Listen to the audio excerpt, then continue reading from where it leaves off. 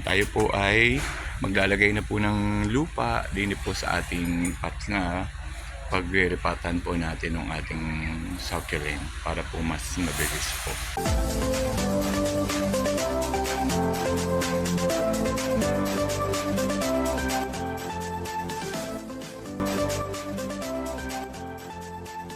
Hello po, magandang araw po sa ating lahat. Ako po si Sir Benji, ang inyo pong surplant dito. Mamaya po ay pupunta po tayo sa propagation area at tayo po ay maglilipat po nung atin pong isa po sa gusto ko rin pong inililipat na halaman at yun po yung ating mga cute pong succulents. Gawa po, kita ko po kanina nung maglinis po ko ng garden ay nakita ko po yung ating pong mga leaf propagation po ng ating succulents ay may tumutubo na pong bagong maliliit na cute na succulent. So, ililipat po natin. Ipapakita ko po sa inyo kung paano po nililipat po yung ating pong succulent galing po sa leaf propagation. Bago po na tayo pumunta sa propagation area ay ikot-ikot po muna tayo. Lakad-lakad po muna tayo ng konti dito po sa palibot ng aming bahay. Dala ko po rin aking pong kape.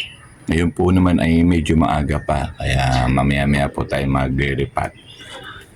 Ngayon po ay 6:15 pa lang po ng umaga. Ayan. So, papakita ko po muna sa inyo ang ilan po pong mga halaman na kahit po tag-init ay talaga naman pong okay na okay pa rin po. Ayan po yung ating peace lily. Ang problema lang po ay ito po, sa sobrang init po ay medyo natutuyo na po ang ating ilan pong mga strawberry, pero may nakaready na naman po akong mga pwede po uling itanim, kaya hindi po ako nag-aalala. Okay na okay pa rin po ang atin pong mga cactus, mas lalo pong dumami. Meron po akong nakita na cactus na ito po, papakita ko po na may bulaklak na. Ang kanya pong pagbulaklak ay pag pahapon. Po yung ilan kong succulent. At ito naman po yung ating inat po. Ate. Po ang ating cactus and succulent area. Ito po yung ating succulent na kung natatandaan po nyo dun sa ating video, ito po yung succulent na leggy na po. So, ginawa po natin ay atin po siyang kinat at inilagay po dito sa malaking pots. Ayan. So, kapapansin po ninyo, maganda po lalo niya. Buhay na din po. Doon po sa ating video, nagbawas po tayo nitong mga leaf ng succulent at ginawa nga po nating leaf propagation. Mamaya po papakita ko po sa inyo kung kumustahin po natin yung ating leaf propagation ng ating succulent. Ito pa po yung ating mga succulent na ating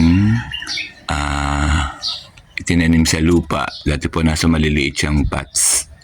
Ayan. So, itinransfer natin dito sa lupa kasi po nun ay leggy na. Ayan. So, mamaya po papakita ko po kung paano itanim naman yun pong mga succulent. Punta po tayo doon sa ating pong leaf propagation po ng ating succulents at atin pong ipapakita ko po sa inyo para makita po ninyo kung ano po ang nangyari nung atin po siyang ilagay sa isang pots. So ito na po siya. Yan. Ito po yung ating mga leaf propagation ng succulents. Yan, mapapansin po ninyo, ito po ang sample. Yan. Kaya po natin siya ililipat na. So, ito po yun, makikita po ninyo, meron na pong maliit na succulent sa dulo po ng ating leaf. Ayan. At ang napansin ko po ay medyo patuyo na, kaya po kailangan na po natin siyang iripat para magtuloy-tuloy na po siyang lumaki. Yan pa po ang iba. Yan. Ready ko naman po yung ating pong mga gagamiting mga pots. maliliit at cute na pots para po islagay po natin siya. Sana po ay panoodin po ninyo ng kung may succulent din po kayong ganyan ay magawa po din ninyo yung tinatawag na leaf propagation. Makakapagpadami po kayo ng succulents. Ito po ang ating leaf propagation ng ating mga succulents. Ayan, kaya po kailangan na nating iripat ay ang dami na po na ilang suloy. Ayan. So, iripat na po natin. Katuwa po eh. Yan po ang tinatawag na leaf propagation. Pag niripat po natin yung ating succulents from leaf propagation, ito po ang ating gagamitin. Bumili po ako ng mag-grocery. Mura lang naman po, kaya po nakakatuwa. At ito pa naman po talaga ang usually ginagamit pag nagpo-propagate po ng cactus, succulent, at saka yung po mga dwarf na plants. Yan. So, ito po ang gagamitin natin. Ilan po ito? Medyo marami-rami din po ito.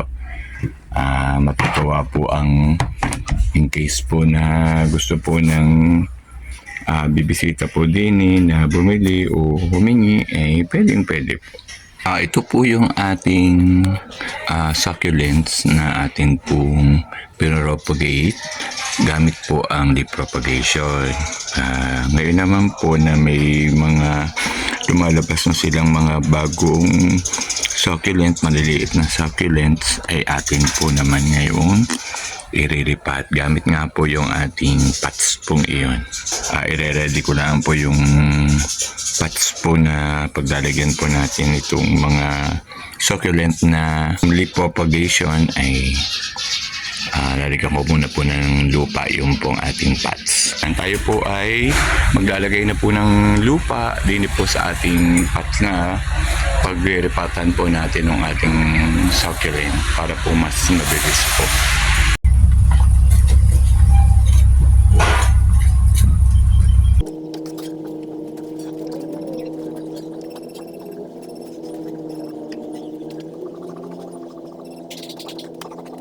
Pag po nag-iripat po ng succulents galing po sa leaf propagation, ang ginagawa ko po, pinuposisyon ko po muna yung atin pong succulent, tapos saka ko po tatabunan po yung kanyang leaf, at ang nakalabas lamang po yung kanya pong maliit na succulent, at yun po ay dire-diretso na po lalaki, matutuyo po yung mga dahon at magiging na rin po yung lupa.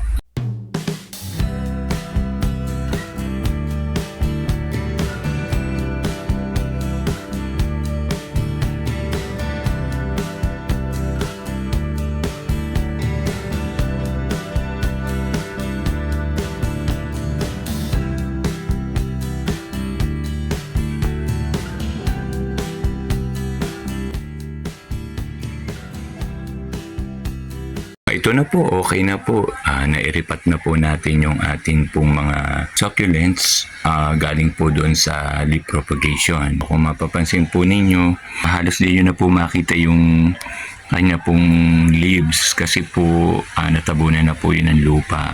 Tatabunan po yun ng lupa para po pag siya po ay natuyo, dire-diretso na po ang ating succulents na mabubuhay at lalaki. Po nakakatuwa po ang magpadami din ng succulents kasi madali lang po. Pwede pong paglegi na po, puputulin lang, at yung pinagputulan naman ay tutubuan pa rin ng succulents. At pwede rin po itong leaf propagation. Kapag ito po ay nagsilakihan na ay marami-rami na naman po uli ito. At dito po sa pots na ito, pag siya po lumaki, pwede na rin pong ipagbili kasi nasa maganda na naman pong pots. Kung kayo po ay may mga succulents, gawin din po nyo yung leaf propagation, at yun naman po ay madali din pagka alam na po natin ang proseso ng kung paano mag-propagate gamit po ang leaf propagation.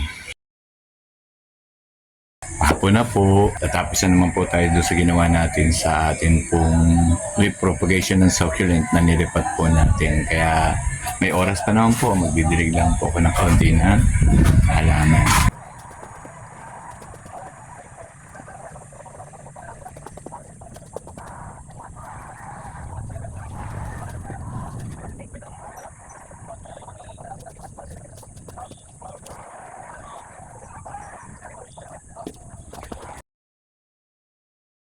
finally po ay nakatapos po tayo nung ating pong niripat po natin na succulent po na galing po sa leaf propagation. Kita po ninyo, nakakatuwa din po yun pong ganung proseso po ay paraan din po para mapadami po ang ganung succulent. At yung succulent yung iyon ay yung pong kalalaki, kaya nakakatuwa po. Kita po niyo yung kanyang leaves na ating pong inalis, ay kita mo pagkahaba po, ay kita po nyo ng tubuan, kako-cute po. Yun po ang tinatawag na leaf propagation. Sana po nagustuhan po ninyo yun pong ating paglilipat po nung ating pong succulent na cute din naman po pag nagsilaki. Bago po ako mamaalam ay papasalamat po muna ako sa inyo dahil lagi po niyo ako sinasamahan po sa aking mga simpleng video. Ako po'y natutuwa dahil kahit ano pong video ang aking inilalagay ay talaga po namang sinusuportahan ninyo ako. Marami pong salamat. Hanggang sa muli po. Bye-bye!